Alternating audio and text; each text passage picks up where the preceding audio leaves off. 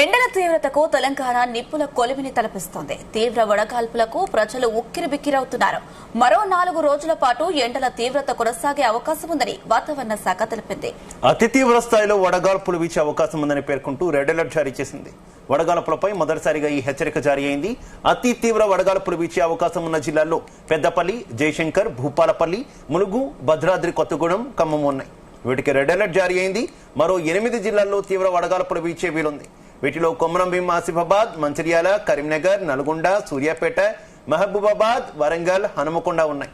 ఈ జిల్లాలకు orange alert జారీ అయింది. నిర్మల్, నిజామాబాద్, జగిత్యాల, రాజన్న సిరిసిల్ల, జనగామ జిల్లాలకు వాతావరణ శాఖ ఎల్లో అలర్ట్ జారీ చేసింది.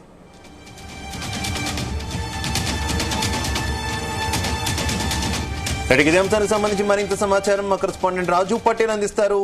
రాజు Patel. Good evening Sandeep.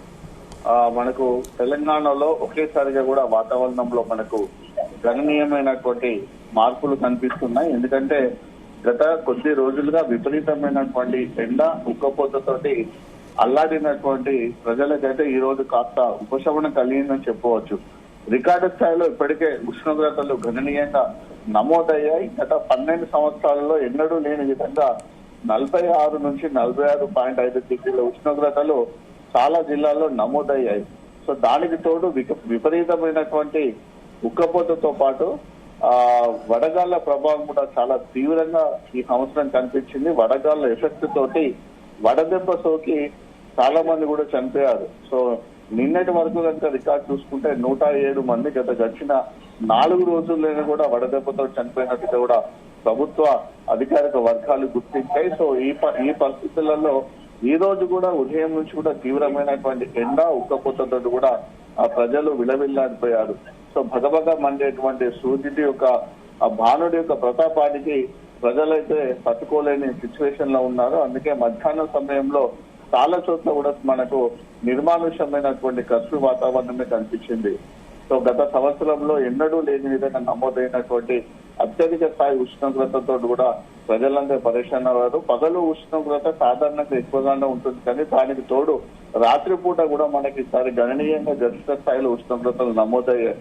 So దీంతో పగలు రాత్రి అనే తేడా లేకుండా వేడిని, ఉక్కపోతను భరించలేక ప్రజలైతే చాలా ఇబ్బందులు పడ్డారు. సో దీని నుంచి ఉపశమనం పొందేలా వాతావరణ శాఖ కూడా నిన్న ఈ రోజు కూడా ఒక ప్రకటన చేసింది, చల్లని కబురు చెప్పింది.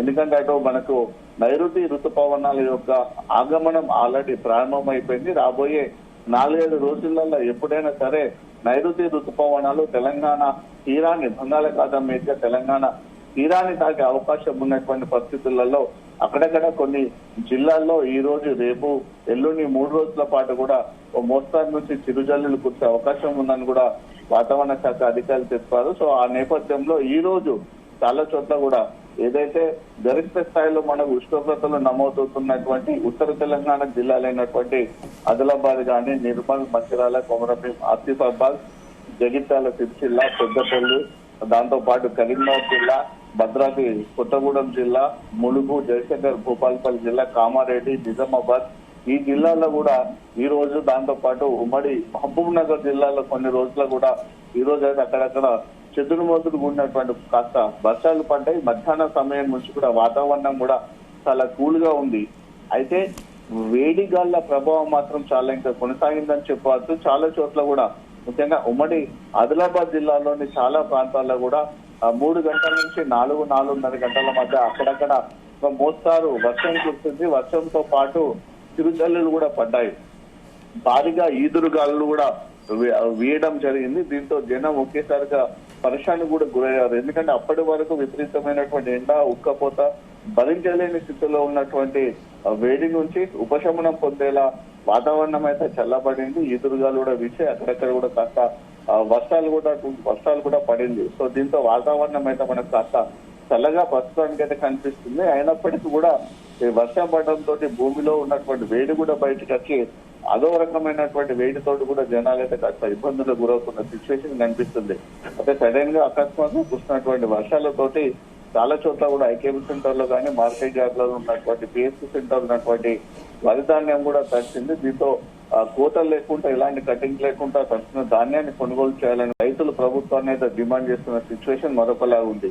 అయితే హైదరాబాద్ వాతావరణంతో పాటు ఐఎండీ భారత వాతావరణ శాఖ చెప్పినటువంటి ఇన్ఫర్మేషన్ ప్రకారం అయితే ఒకవైపు ఈ యొక్క ఎండలు గరిష్ట స్థాయి ఉష్ణోగ్రతలు మరొక 2-3 రోజుల పాటు నమోదయ్యే అవకాశం ఉంది. దాంతో పాటు నైరుతి ఋతుపవనాల ఆగమనము క్రమక్రమంగా జరుగుతుంది. నైరుతి ఋతుపవనాలు క్రమక్రమంగా తెలంగాణలోకి ప్రవేశిస్తున్నటువంటి సందర్భంలో పలు జిల్లాల్లో వర్షాలు కూడా కురిసే అవకాశం ఉంది. వాతావరణం కూడా చల్లబడే విధంగా ఉందని కూడా వాతావరణ శాఖ చెప్పినటువంటి పరిస్థితులలో వాతావరణానికి తగ్గినట్టు కూడా ప్రజలు కూడా జాగ్రత్తగా ఉండాలని కూడా అటు వైద్య అధికారులు అయితే సూచిస్తున్నారు sir. Right, okay, thank you.